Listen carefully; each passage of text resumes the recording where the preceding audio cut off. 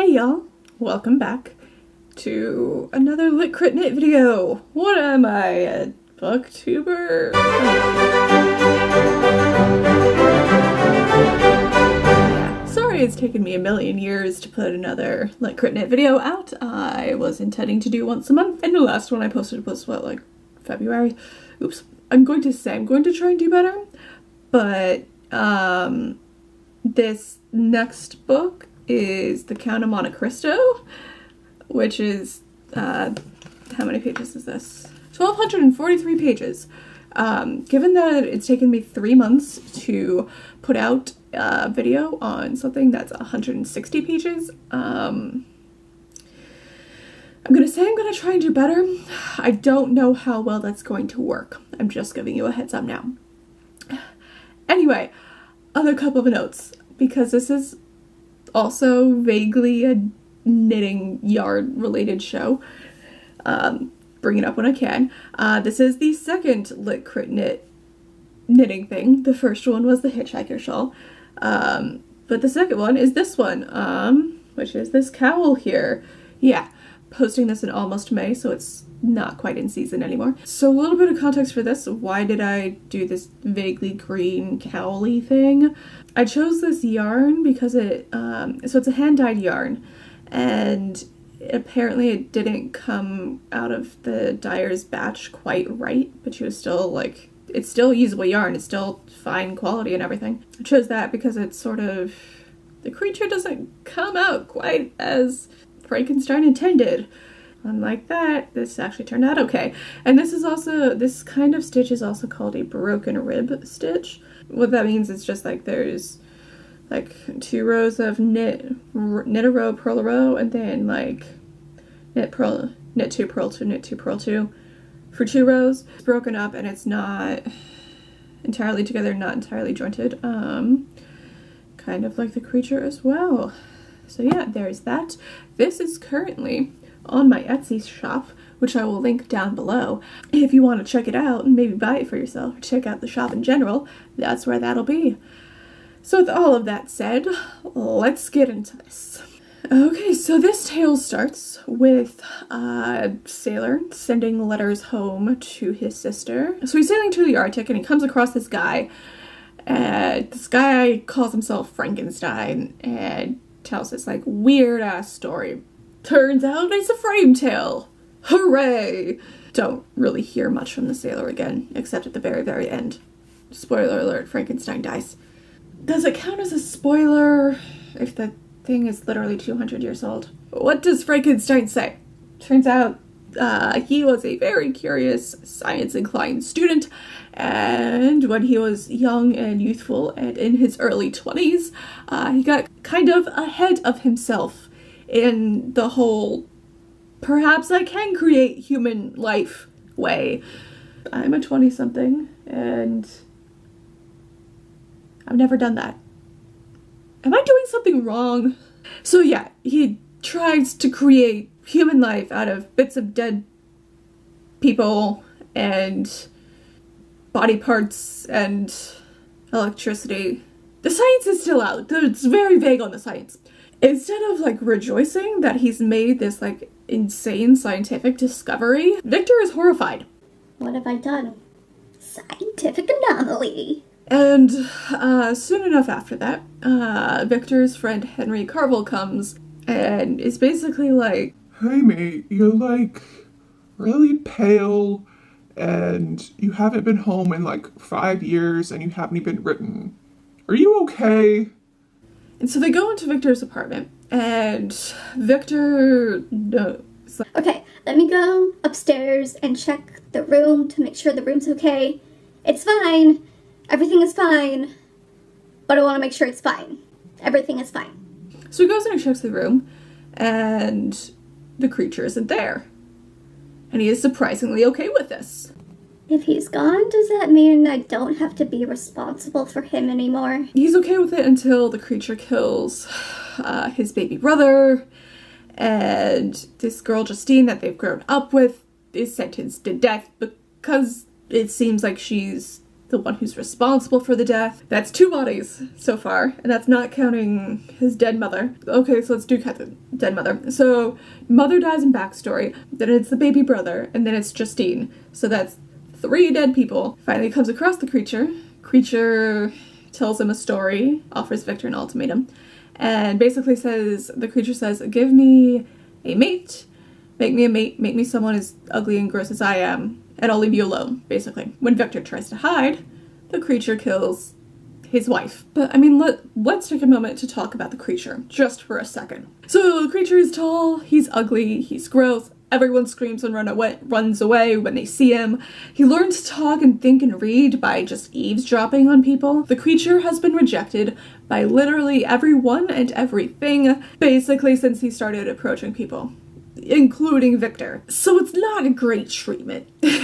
Like, he learns about religion from eavesdropping on these people and like, oh, God created Adam and Eve or whatever, but he didn't necessarily forsake them, they only messed up or whatever. And that leads the creature to think, well, I didn't do anything, but my creator still abandoned me. What's going on? All the creature really wants is to just have a companion who's made the same way he is, so he doesn't feel ugly and alone, he just feels ugly. And Victor doesn't. Real dick move there. Once Victor's tale concludes in this ship that's frozen in the middle of the Arctic, he comes down with something and dies shortly thereafter. And then the creature shows up in the middle of the Arctic and carries Victor's body away. The end. Okay, so a little bit of context about the novel itself. So initially, the book was initially published in 1818, but a little bit of context in there about Mary Shelley. She was apparently raised in Scotland, in like the middle of nowhere, apparently kind of near Dundee. I don't know where that is. Apparently, life was kind of boring, so she made up stories, because what else are you going to do? And eventually, she meets Percy Bysshe Shelley and had an entire situation involving babies. But in like 1816, 1817, Mary, Percy, I think Percy's wife, Lord Byron, a couple other people, all go to the middle of nowhere in Switzerland, in the Swiss Alps, and start reading all of these like weird ghost stories and whatever, and are like, we should write our own ghost stories. And they're all like, okay. And that's how we got Frankenstein. And the novel itself was only received okay. It got a lot of flack for potentially being like anti-religion and anti a lot of things. It's not really. The subtitle is called The Modern Prometheus, meaning that the subtext is it's like a downfall. You get too big for your britches and you get punished for it, basically. Frankenstein's creature becomes kind of iconic in the horror realm, because there's a lot of horror films, Frankenstein, Bride of Frankenstein, Frankenstein the Musical, Young Frankenstein the Musical. I don't actually know if Frankenstein the Musical is a thing, but Young Frankenstein the Musical is a thing. I saw it in the 8th grade. That's all I'm going to say about that. There's also Penny Dreadful. I don't know if I mentioned that already, but one of the characters is Frankenstein. The first stage production was in 1823 with a play entitled Presumption, The Fate of Frankenstein, and Mary saw it and wasn't terribly impressed. Apparently she said the story was not well managed. But yeah, it has had kind of a major impact over the last several hundred years. Yeah, so also happy 200th birthday, Frankenstein, the book. So there are themes of religion, themes of mortality, potentially a little bit of like a parent-child relationship. One of the criticisms in the edition I have, so this edition comes with a lot of like analytical text. This is the actual narrative, and this is how many textual criticisms there are. This was bought for a college course. There's one essay in here that I can't find right this second, but I will put the title on the screen right here, and the author and everything. And basically the argument that is being made. This person points out that Mary Shelley is one of the few, if not the only, female Gothic writers who is a parent, and potentially one of the few Gothic writers in general who is a parent. And that might affect part of the way she wrote the Frankenstein and the relationship between Filt'r and the creature, because it's quite non-parental and it's like in direct contrast to whatever you would necessarily think about your child. Like, oh, I created this thing, here's this new life, let's all revel in this amazing new being, instead of being kind of joyful and kind of impressed and kind of yay. It's really horrifying and quite the opposite of any kind of emotion you might feel upon the creation of new life, even though he's trying to create new life. Percy points out what's basically the theme of the novel, especially for like the second and third act, and the impression of the creature. Basically, treat a person ill and he will become wicked, which is basically the theme of the creature's experience with this whole thing they call life and consciousness. But it's definitely an interesting read. Would I recommend it? Sure. The language can get kind of flowery, so do keep that in mind.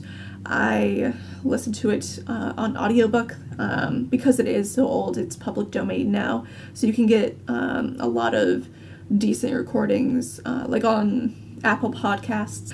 I'm sure Audible also has something like it, or some recording of it as well. I mean, it's not terribly long, so it's not like a huge time commitment, and I mean, I think it's worth checking out, just to say you did.